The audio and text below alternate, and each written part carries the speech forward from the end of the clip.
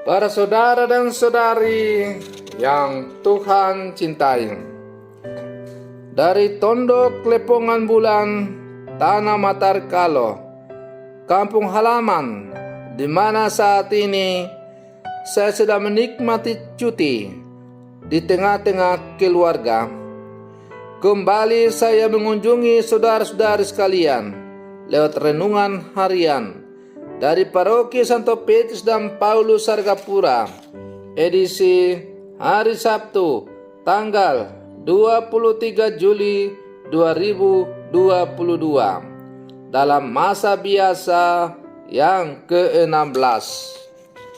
Mengawali hari yang baru ini, kita hendak mendengar dan merenungkan sabda Tuhan.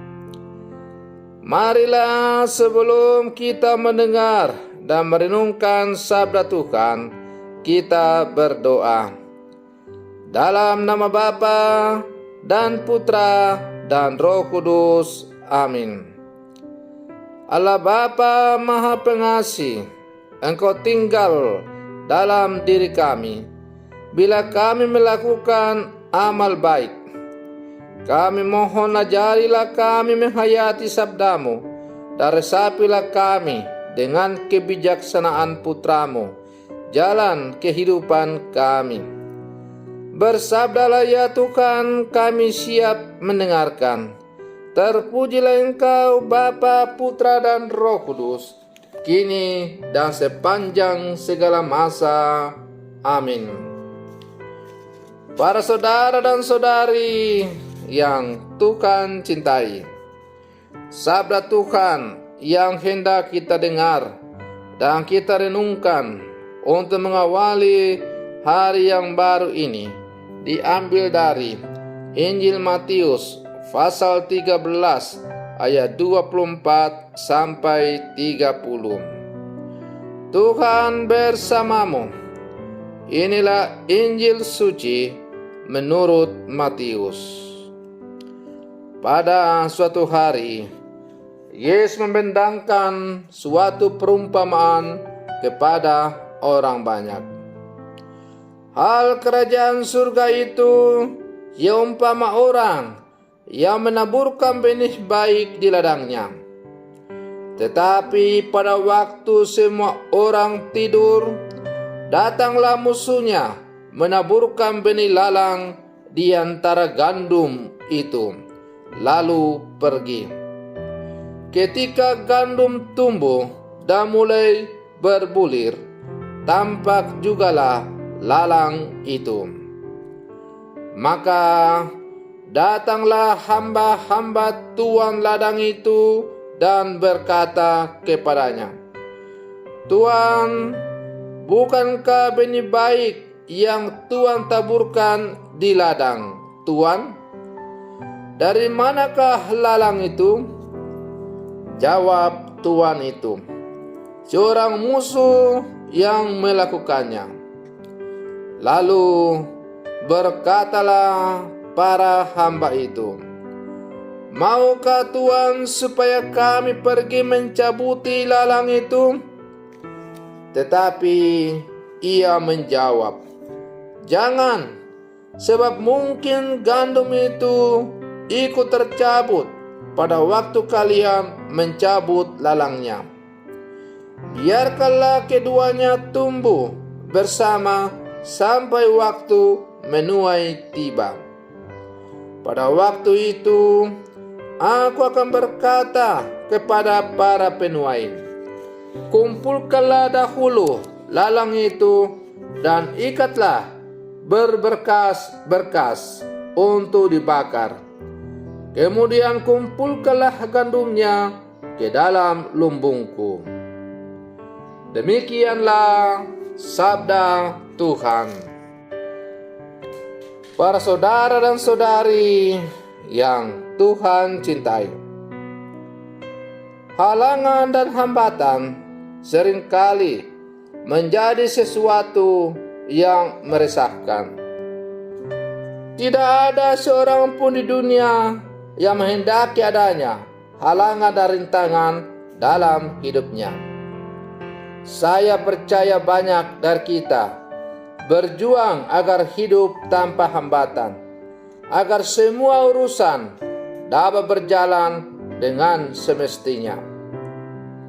Namun, para saudara dan saudari yang terkasih, Yesus dalam pengajarannya sebagaimana yang baru saja kita dengar melalui bacaan Injil tadi, mengajak kita untuk memiliki perspektif berbeda dalam melihat dan memaknai hambatan rintangan itu. Saat para murid mengatakan hendak mencabut lalang yang tumbuh di antara gandum, Yesus malah melarang mereka. Menurut Yesus, tindakan mencabut lalang dapat membahayakan kehidupan dan pertumbuhan gandum. Para saudara dan saudari yang Tuhan cintai, sekalipun hal ini agak berbeda dengan metodologi pertanian, kita harus memahami apa yang dimaksudkan Yesus. Kita jangan pernah bermimpi hidup bebas tanpa halangan dan hambatan. Munculnya halangan, hambatan, rintangan justru perlu dilihat sebagai motivasi untuk lebih menguatkan diri.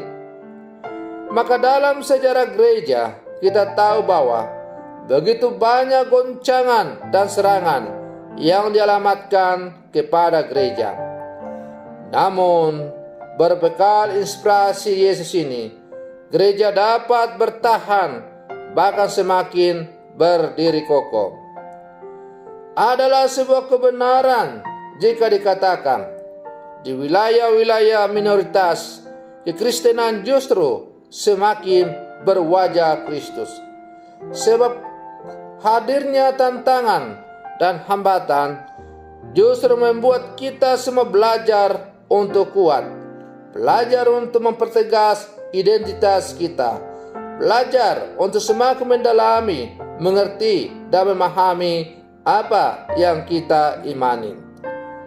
Para saudara dan saudari yang Tuhan cintai, di tengah upaya menaburkan kebaikan dan kesejahteraan bersama, selalu ada pihak tertentu yang berusaha menghalangi, bahkan menaburkan hal-hal jahat yang dapat menghancurkan kebaikan itu. Perlu ada kebesaran hati dan kesabaran untuk menghadapi realitas ini, sembari menunggu waktu yang tepat untuk menghadapinya. Para saudara dan saudari yang Tuhan cintai, sebagai murid-murid Yesus yang hidup di zaman sekarang, apakah kita termasuk orang-orang yang sabar dan tenang menghadapi persoalan, bahaya, dan musuh yang mengganggu upaya baik kita?